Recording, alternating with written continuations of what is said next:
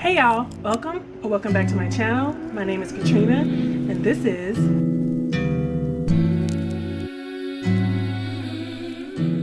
I want to discuss Ace of Spades by Farida Abike Ayemide.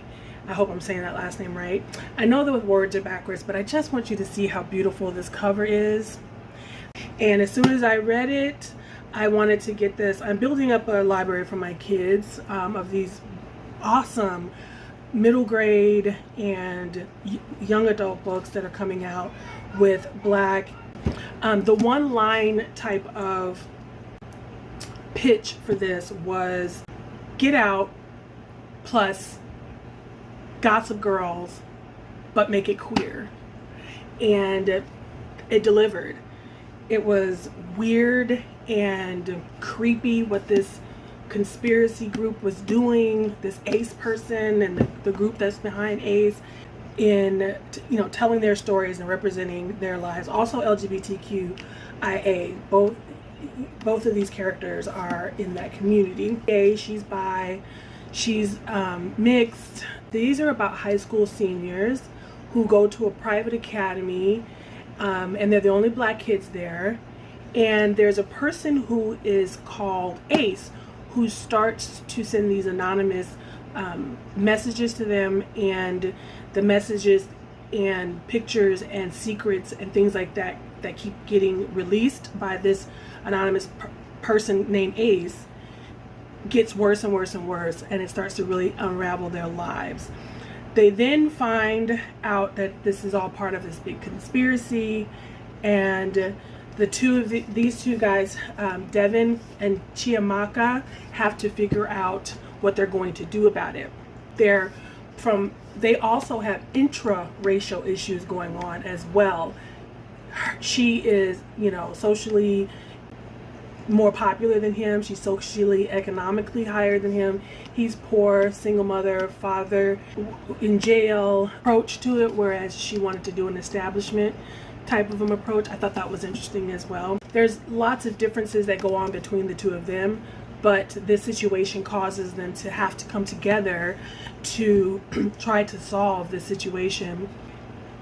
Devin decides to go to Twitter, and Chiamaka wants to go to the press. And I think that was interesting that he wanted to do more of a grassroots.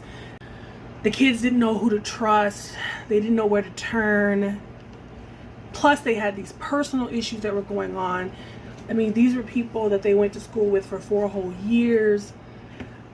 I particularly loved Devin's point of view. His story was much more fleshed out, in my opinion. Had much more of a dire situation. I think maybe I related to him more because I'm not an upper middle class. I'm probably not even considered middle class. And I understood his situation. My father was never in jail, but I understand single parent homes, although mine was a single father. He was so much more sweet and soft, and he carried his heart on his shoulder, and he cried so much. And I really thought that was beautiful about Farida's portrayal of him. I'm normally really annoyed by YA books. I'm annoyed by the voice, not the actual vocal voice, but just hearing teens right now, because like I said, I've many times before, I just finished raising 3 teens, and I have a tween right now who's starting to get really mouthy and attitudinal. And it normally grates on me when people accurately, or sometimes overdo the YA kind of voice or whatever. But these kids, while making bad choices sometimes, while being emotional, impulsive, all the things you would think of when it comes to teens, I still thoroughly enjoyed this book. It pulled me along. There was no time where it dragged. I was annoyed with her, but I think I don't know, I'm not going to say I think I was meant to be annoyed with her, but I was annoyed with her just because She was a type A, know-it-all, rich girl, didn't quite get how she was affecting other people around her, but there was growth. She had an actual arc, and there was growth, and they actually became friends by the end of it. I think that makes sense. That's accurate to a situation like this. If you're the only two people going through a situation, you're going to hopefully bond, and they do. And so there is growth over the course of this. The other thing that I enjoyed about Ace of Spades was the fact that while there was the big racist story, there also was a lot of talk about small things that Black people go through in mostly white situations, such as microaggressions and making these kids have doubts about themselves when they're in these all white spaces.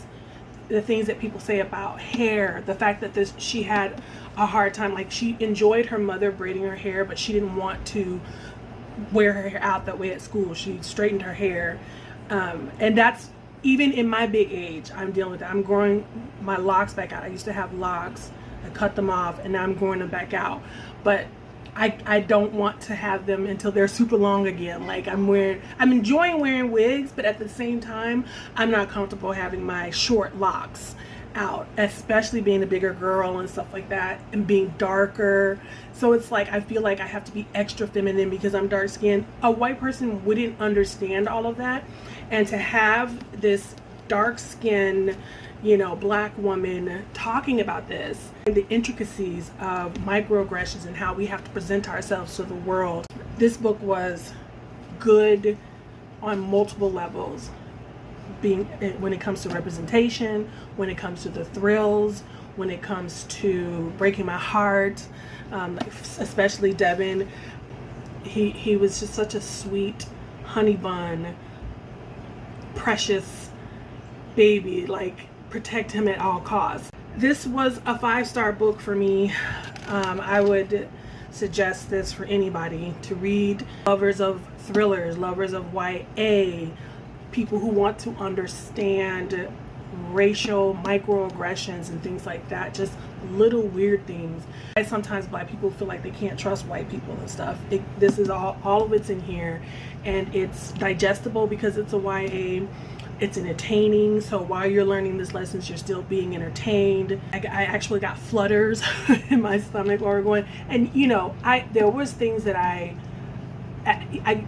there was surprises up until the end. I kept, I could see what was going to happen. I could see things that were going to happen. I see decisions coming, especially being a mother, being on this planet, double the time that these kids have been on the planet. And I tell my kids this, just listen to me, listen to wisdom. There's a reason why you have parents. I have the wisdom to help you. So because of that, I could see some things coming, but there were still some surprises. I just encourage everyone to get it. It's beautiful. I love the inside of it. Like, this is just a beautiful book, inside and out. So that was my discussion of Ace of Spades. Let me know if you've read it. Let me know if you are going to pick this up. Is it something you're interested in? And if you don't have anything else to say, just leave me a spade at the end of the video. The emojis are for people who don't have anything to say but still want to contribute to the algorithm, and I appreciate that because I don't always have something to say. So if I have an emoji to put it in someone's thing just to support and show that you get an engagement on your video, I can do that. So if you don't have anything to say but you just want to say, hey, I watched to the end and I'm engaging but I don't have anything to say because I'm shy, just leave a spade and be easy on yourself, and I'll see you in the next video. Bye.